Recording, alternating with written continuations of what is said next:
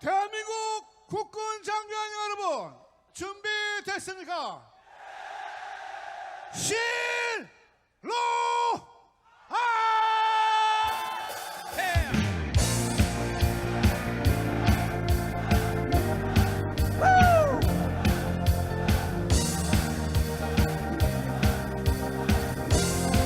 한 번 더!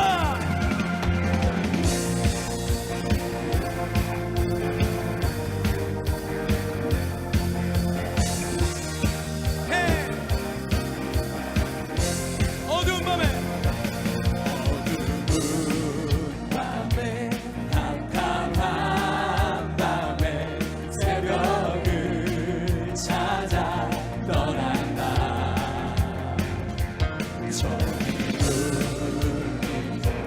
밤이 울어도 내 눈에는 어두운 밤에 캄캄한 밤에 어두운 밤에 캄캄한 밤에 새벽을 찾아 떠난다.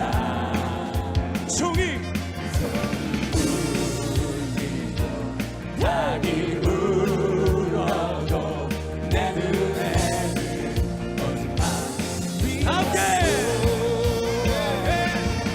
주여 당신께 감사하리라. 신노하라 내게 주심을 나에게 영원한 그 속에서 깨지 않게 하소서. 어두운 밤에 캄캄한 밤에 새벽을 찾아 떠난다. 종이 울리고 달이 울어도 내 눈에는 어둠 밤. 한 번 더! 어두운 밤에 어두운 밤에 캄캄한 밤에 새벽을 찾아 떠난다. 종이 울리고 달이 울어도 내 눈에는 어둠 밤. 큰 소리로 소리질러 주여 당신께 감사하리라. 실로만 내게 주시는 나에게 영원한 그 꿈속에서 깨지지 않게 하소서. 오 주여 당신께 감사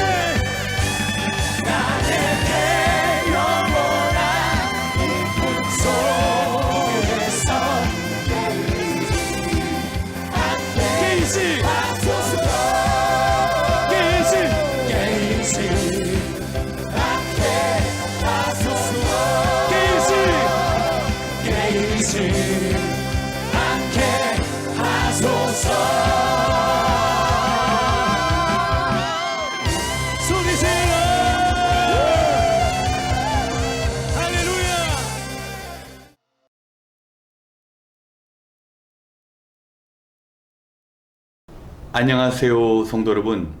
오늘도 온라인 수요 기도에 오신 여러분을 주님의 이름으로 환영하며 축복합니다.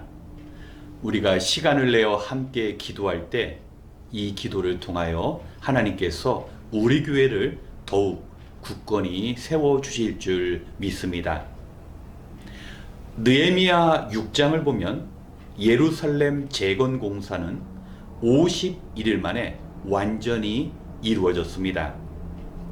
1년 중 가장 무더운 때이고 사마리아와 암몬 사람의 방해가 있었음에도 불구하고 하나님께서는 느헤미야를 통하여 그 어려운 사역을 완전히 이룰 수 있게 도우셨습니다. 그러면 이 모든 공사가 끝나고 느헤미야는 무엇을 이스라엘 공동체를 위하여 행하였을까요? 오늘 느헤미야서 7장 1절부터 3절의 말씀을 통하여 함께 살펴보는 시간을 갖겠습니다.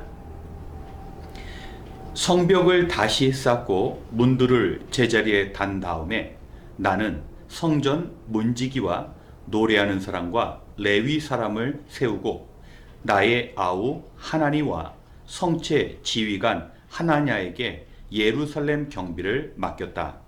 하나냐는 진실한 사람이고 남다르게 하나님을 두려워하는 사람이었다. 나는 그들에게 일렀다. 해가 떠서 환해지기 전에는 예루살렘 성문들을 열지 말고 해가 아직 높이 있을 때 성문들을 닫고 빗장을 지르도록 하시오. 예루살렘 성 사람들로 경비를 세우시오. 일부는 지정된 초소에서 일부는 자기들의 집 가까이에서 경비를 서게 하십시오. 어려운 환경이었지만 느헤미야와 이스라엘 민족은 하나님의 도우심 가운데 열정적으로 합심하여서 그 일들을 감당하였습니다. 하나님 앞에 하나 된 공동체는 기적과 같은 일을 행할 수 있습니다. 그렇다면 하나됨이라는 것, 마음을 함께 한다는 것은 어떤 의미일까요? 유대인의 탈무드에 보면 이런 이야기가 나옵니다. 한 여인이 머리가 2개인 쌍둥이를 낳았습니다. 이 어머니는 랍비를 찾아가서 머리가 2개인 이 아이가 1명입니까? 아니면 2명입니까? 하고 물었습니다. 이에 랍비는 한 아이의 머리를 때려서 2 아이가 모두 아파하고 운다면 그 아이는 하나입니다. 하지만 한 아이의 머리를 때렸는데 다른 아이가 웃고 있다면 그 아이는 2명의 아이입니다. 이렇게 답을 했습니다. 하나가 된다라는 것은 같이 기뻐하며 같이 아파한다라는 것을 의미했습니다. 그동안 이스라엘 백성은 무너진 성벽을 보고서도 대부분의 사람들이 자기의 집을 치장하는 데만 몰두했습니다. 그러나 느헤미야가 그 먼 땅에서 고국을 방문했을 때 그들은 느헤미야의 희생을 통하여 하나가 될 수 있었습니다. 느헤미야는 페르시아 왕궁에 머물면서 참으로 편안한 생활을 하였습니다. 그러나 고국에서 들려오는 안타까운 소식 때문에 그곳을 떠나 예루살렘을 찾아왔고 그는 자기를 부정하는 헌신적인 삶을 살았습니다. 공사가 진행되면서 많은 일꾼들과 또 외부에서 찾아오는 약 150명의 사람들을 느헤미야는 먹였습니다. 하루에 황소 1마리와 기름진 양 6마리 그리고 포도주 등 많은 음식들이 필요했는데 느헤미야는 자기가 받아야 할 그 월급을 포기했습니다. 페르시아에서 파견된 총독이었지만 자기가 받아야 할 녹을 포기하고 성전을 짓는 데 필요한 그 비용을 감당한 것입니다. 많은 유대인들은 이런 느헤미야의 헌신된 모습을 통하여 자기 자신을 바라볼 수 있었습니다. 느헤미야의 이 헌신된 삶은 어디에서 나온 것일까요? 바로 하나님께서 주신 사명 때문입니다. 느헤미야는 성전을 재건하라는 그 사명을 붙잡고 자기를 하나님 앞에 헌신된 종으로 생각했습니다. 종은 자기의 소유나 생각이나 감정에 매달리지 않습니다. 주인이 명령하면 명령 그대로 순종합니다. 느헤미야 역시 예전에 안락한 생활이 좋았지만 주인 되신 하나님의 명령에 모든 것을 버렸습니다. 그리고 동족 이스라엘을 하나님께서 바라보는 시선으로 바라보며 그들을 긍휼히 섬겼기 때문에 이스라엘 공동체는 하나 된 마음으로서 그 어려운 일들을 감당할 수 있었던 것입니다. 그리고 공사가 완벽히 이루어졌을 때 느헤미야는 또 다른 거룩한 전쟁을 선포했습니다. 이제 힘겹게 공사를 마쳤으니 함께 먹고 마시는 것이 아니라 그 성벽을 지키는 문지기들과 성 안의 성전에서 봉사할 레위인들을 뽑은 것입니다. 하나니와 하나냐, 이 선출된 사람들의 특징이 무엇입니까? 그들은 진실되었고 하나님을 두려워하는 사람이었습니다. 하나님께서 맡겨주신 그 일을 하는 데 있어서 가장 필요한 것은 유능한 능력이나 경험이나 지식의 유무가 아니라 얼마나 하나님 앞에서 진실되게 자기에게 주어진 일들을 두려움을 가지고 감당하는가였습니다. 예수님께서는 새 포도주는 새 부대 담으라고 말씀하셨습니다. 어려운 환경 가운데 힘겹게 세워진 예루살렘의 공동체, 그 공동체는 이전과는 다른 새로운 믿음의 공동체였습니다. 그런데 중요한 것은 새로운 공동체를 세우는 것만큼이나 그 새로운 공동체를 지키기 위한 노력이 필요한 것입니다. 느헤미야는 예루살렘의 성벽마다 파수꾼을 세워서 잠시 틈을 보이기만 하면 공격할 수 있는 적으로부터 대비하게 만들었습니다. 그리고 성 안에는 레위인을 통하여 하나님께서 싫어하시는 부정한 것들, 하나님께서 미워하는 것을 제거함으로 하나님의 진노로부터 믿음의 공동체를 지켜나가게 만들었습니다. 성도 여러분, 하나님께서 우리에게 주신 귀한 가족, 일터, 교회, 우리는 이 일들을 위해 정말 수고합니다. 자녀들을 위해 미국 이민을 선택했다고 하지만 자녀들과 함께 시간을 보내지 못하고 믿음으로 신앙교육을 시키지 못해서 곁길로 떠나간 아이들을 많이 보게 됩니다. 교회 역시 그저 출석만 한다고 온전히 세워지는 것이 아니라 원수마귀 사단의 공격으로부터 지켜내기 위해서 우리가 기도해야 합니다. 그리고 말씀 가운데 하나하나 하나님이 원하시는 뜻을 이루어야 하나님의 보호하신 가운데 우리 교회가 온전히 세워질 수 있는 것입니다.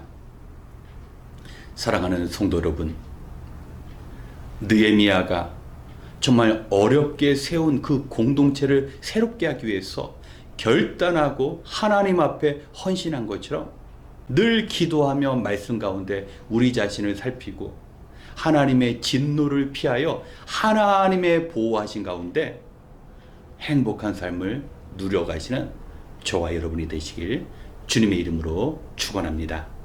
함께 기도하겠습니다.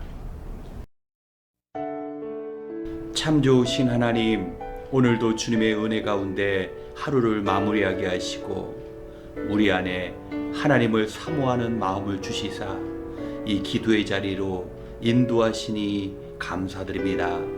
바라옵기는 우리가 하루를 마칠 때마다 베풀어 주신 하나님의 은혜에 감사드리며 오늘 내게 주어진 이 시간을 선하게 살았는지 말씀을 거울로 삼아 자신을 살필 수 있는 믿음을 허락하여 주시옵소서. 행여나 죄를 발견할 때가 있다면 느헤미야처럼 자신의 죄뿐만 아니라 공동체의 죄의 문제를 놓고 하나님께 용서를 구하며 진심으로 참여하는 심령을 허락하여 주시옵소서. 또한 가정에서 그리고 일터에서 우리를 좌절케 하는 일들이 일어난다 할지라도 낙심하기 이전에 기도의 자리에 나와 하나님께 간절히 간구함으로 문제들이 해결되는 놀라운 은혜를 허락하여 주시옵소서. 우리가 멈추어 섰을 때 주님께서 일하시고 우리가 눈을 감고 기도할 때 하나님의 뜻이 선명히 보여지는 은혜 허락하여 주시옵소서. 이제 한 마음 한 뜻으로 기도할 때 우리의 창조자가 되시는 하나님의 뜻을 이루며 살아가는 복된 인생 되게 도와주시옵소서. 이 시간 하나님의 뜻 가운데 이루어지는 놀라운 은혜를 기대하며 우리의 소망이 되시는 예수님의 이름으로 기도드렸습니다. 아멘. 먼저 우리 자신을 위해 기도하기 원합니다. 느헤미야는 예루살렘에 무너진 성전과 동족 이스라엘 백성이 비참한 생활을 하고 있다라는 안타까운 소식을 들었을 때 마치 자신이 죄를 지은 것처럼 금식하며 회개하였습니다. 그는 안락한 삶 속에서 살았지만 자신의 영혼이 눈에 보이는 것들의 노예가 되지 않도록 깨어 있었습니다. 우리 역시 느헤미야와 같이 자기 자신뿐만 아니라 우리가 속한 공동체를 돌아보며 우리의 공동체를 위하여 기도할 수 있는 삶을 살아야 합니다. 우리 주변을 바라볼 때 허탄한 세상의 가치관과 성공주의에 빠져있는 사람들을 바라볼 수 있습니다. 이럴 때일수록 오직 영으로 깨어있어 우리에게 말씀하시는 하나님의 음성에 집중해야 합니다. 이 시간 느헤미야처럼 어떠한 상황 가운데서라도 하나님의 뜻을 이루며 우리가 속한 공동체를 살려가는 신실한 하나님의 종으로 살아갈 수 있도록 함께 기도하겠습니다.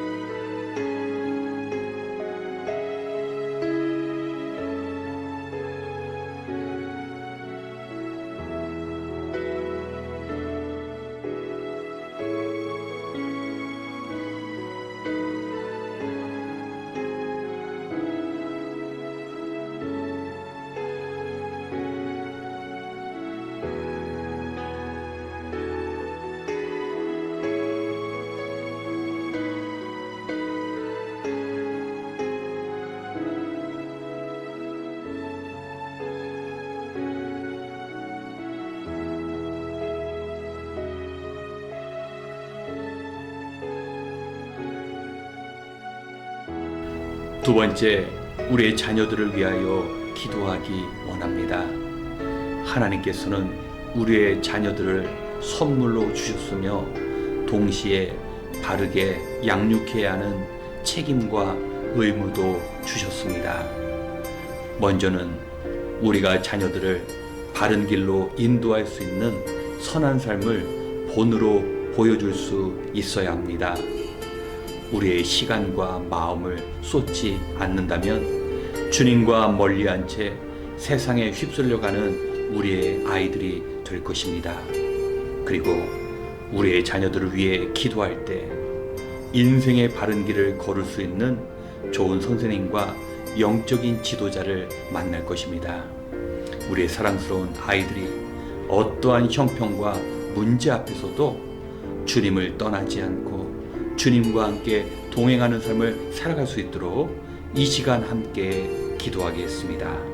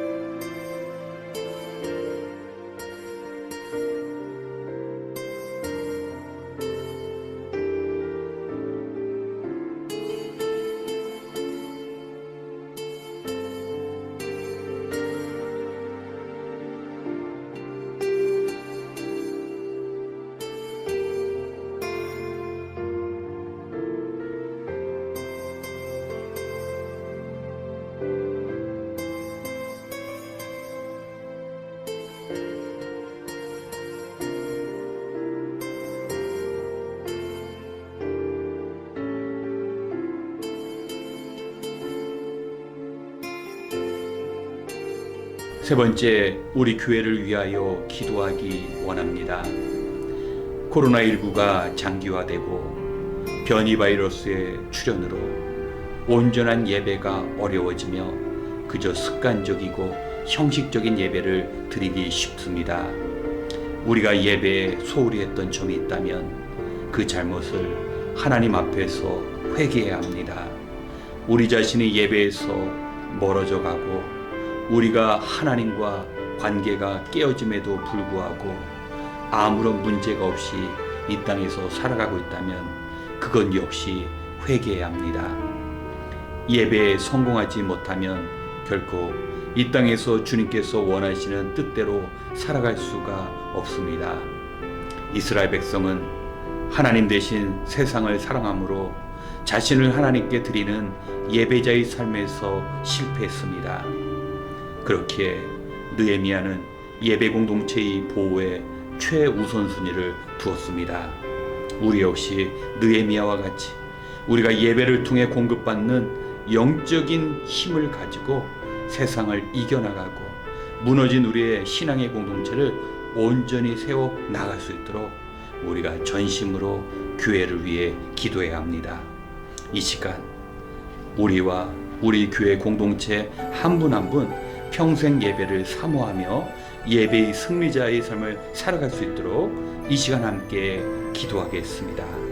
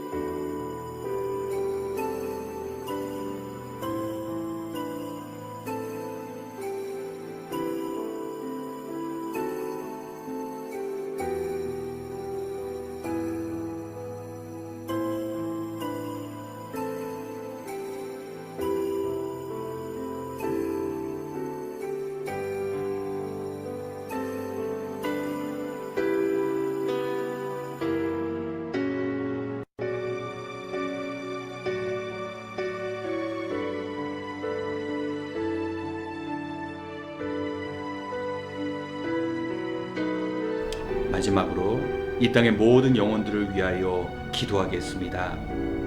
최근 지구 곳곳에는 화산 폭발과 같은 천재지변으로 어려운 가운데 있는 사람들이 늘어나고 있습니다.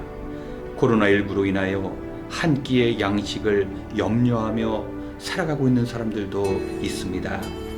또한 러시아의 임박한 공격 앞에 두려움에 떨고 있는 우크라이나의 국민들도 있습니다. 이러한 문제를 놓고 함께 기도해야 합니다.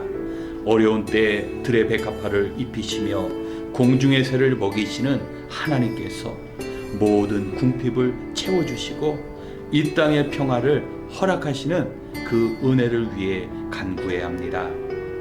우리 민족이 굶주림으로 고통받고 외세의 침략을 받아 전쟁터가 되었을 때 우리 민족을 위해 기도하고 도움을 제공한 손길들이 있었습니다.